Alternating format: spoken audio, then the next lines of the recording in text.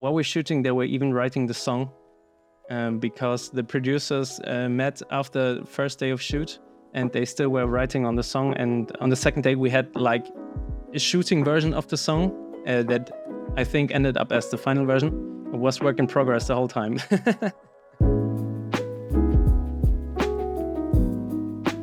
Hi, I'm Flo Berwanger. I'm a cinematographer based in Munich, Germany. I'll talk about the 50/50 collab song from Electric Callboy and BABYMETAL, their last single called RATATATA. It's about the two guys from Electric Callboy seeing themselves as the ultimate, as they say, their bodies are their weapons, and try to break into the worlds of ordinary people and bring them some fun. And that's where both bands meet for the first time. I'm pretty close with the production company and the director duo, the Shillow Bros.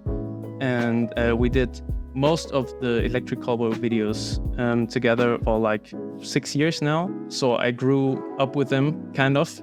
Yeah, this whole project was kind of tricky because it was just complicated to get either us to Japan or BABYMETAL, because they're Japanese, to Europe. It ended up that BABYMETAL was on tour in the US. We had like this 1 week window where they were free between the US tour and their own Japan tour. So they decided, okay, let's go to Germany and let's shoot this music video together.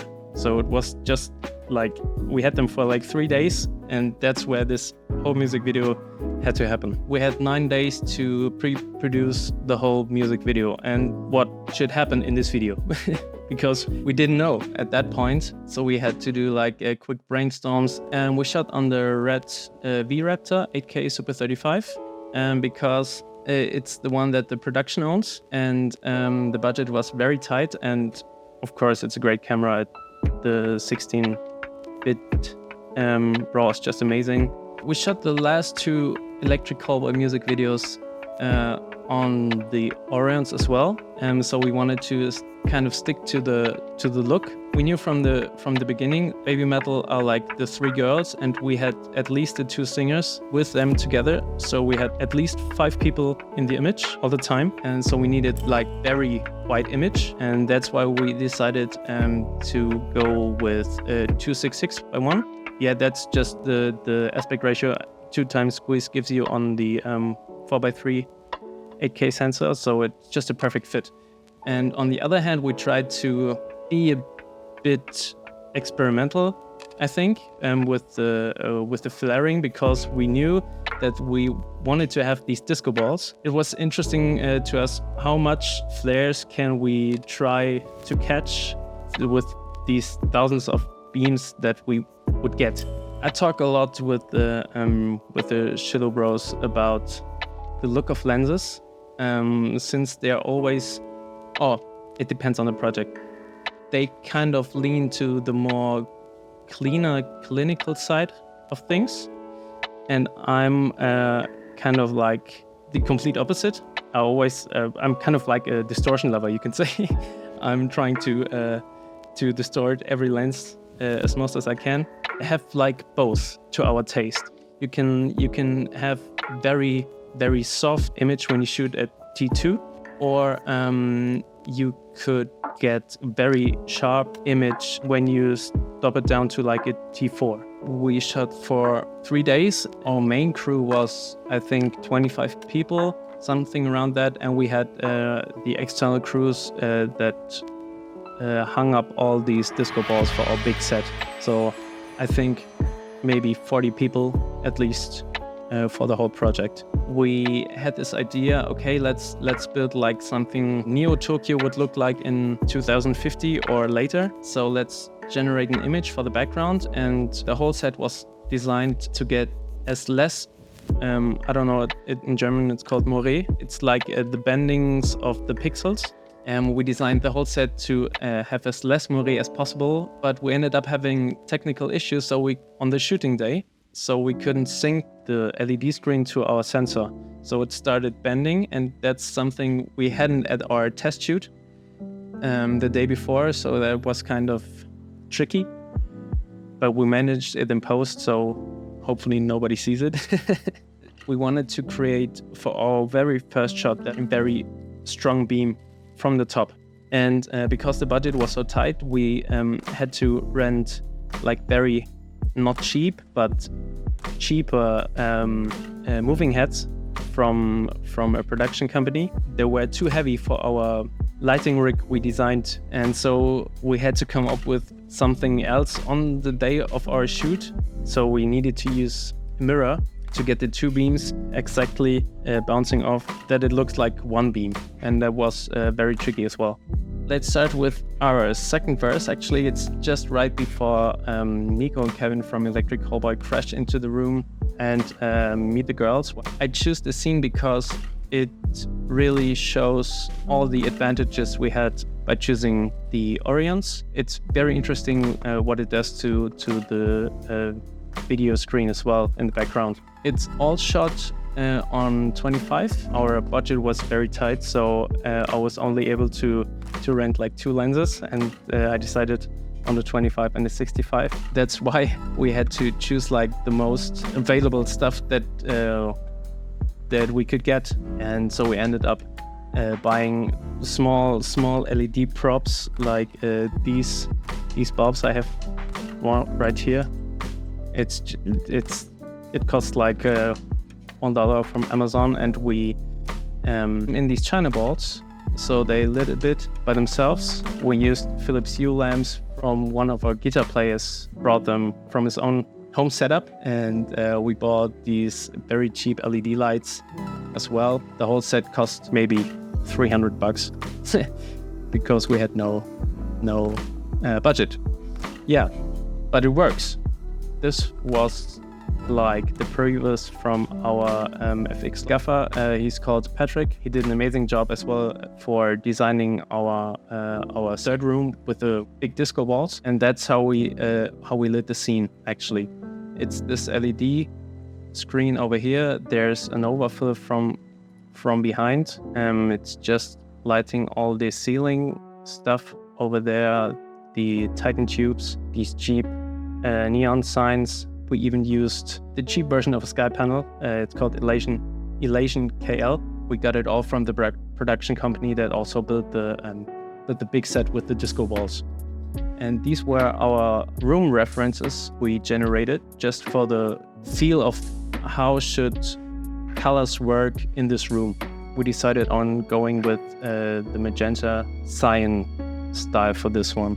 I had one assistant coming with me that had these like Caligari air tubes, and they were filled with just 2 Titan tubes, and it was our perfect fill for the faces. You can see the 12 by 5 meters LED wall. I don't know what's it translated in feet. It was very big. These are like the Elation KL LEDs, and it was kind of easy actually. So let's talk about the fancy stuff. The guys had this idea of these disco helmets for a very long time. As the schedule was so tight, they went with the idea of using it as kind of the main set for the final ending of the music video with Baby Metal. We were like, how many disco balls do we need to fill a full production room? And I think they ended up using between 60 or 70 disco balls. So I think each side had 18 moving heads. They were kind of angled. Lots in the truss above the disco balls. How we collaborated on this one was Patrick is also the lighting designer for the shows for Electric Callboy. So he programmed the whole song with the lights we had. On the second day, we shot the scene from the girls meeting the boys in the room. And after that, at like 4 o'clock, we started finishing the programming for these scenes. He had like 80-90% already programmed, and then we fine-tuned it to get a more filmic feel. That's the first time we see actual flares from, not from the disco balls as we hoped we would get, but from the moving heads. I was really trying to force the lens to flare because that's what we wanted in the beginning. It doesn't always have to be these lightning streaks. What I really love is this round-shaped edge flare you get when the light is very close to the edge of the lens. We knew we had like a cooler beginning from Nico and Kevin of the reveal shot, the first one shot, the opening. From the first time we see BABYMETAL, our decision was to get like a cooler tone in the shadows and not so warm, but warmer tone in the light rays. We were able to achieve that with just 4 or 5 of the moving heads pointing directly to the big disco ball, and that's what you see here. And the rest and our room tone was very cool. At the end, we wanted to come out of the video with that collaboration brings joy, brings a warmer feeling. That's why you have the C part of the song is very cool. That's the first time Nico and Sue, the singer of BABYMETAL and the singer of Electric Callboy meet. That's our opening for the big reveal of the final and warm ending of the video. Yes, and then it ends with a bang and with heavy metal in blue. I was really afraid at the beginning because BABYMETAL and Electric Callboy and the combination of both is there's such big names at the moment, and they have their own very unique visual style that they created over the years, and get to know not just another cultural aspect as BABYMETAL as a Japanese band, but also trying to create a combination that is unique. That was something I was very, I wasn't scared. I had like a big respect. I learned that it is achievable for me, that I learned so much in the last years that it can get as big as it wants. It is achievable. I don't have to be scared of these big projects anymore. I started at the skate park doing action sports like BMX. That's where I grew up with. It's just one thing to skate and shoot yourself while skating. And there was one guy that really started getting into it, and then I was kind of also hooked by him because he was so into it, and that got me started just shooting my friends while skating. Somebody said, "Oh yeah, it's pretty nice. Let's shoot a music video." And that's actually when I started to shoot my first music video at the age of, I think, 17 or 18. I started to film like short films, commercial stuff, documentaries. I love everything. Just be behind the camera and just shoot, no matter what.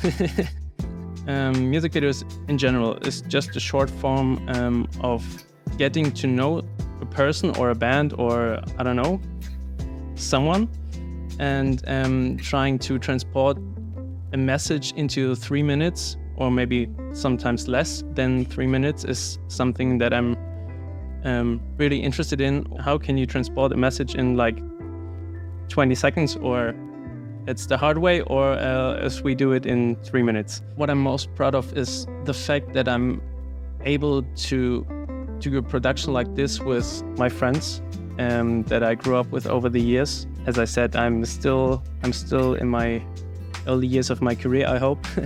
So that's pretty amazing. All the feedback we get to these videos is just amazing, and to talk with you guys is just an honor for me. And that's what we always aim for. We want to create something that brings people together or makes them laugh. That's always our main goal. And I'm so happy that people are feeling the way we feel when we see the final product.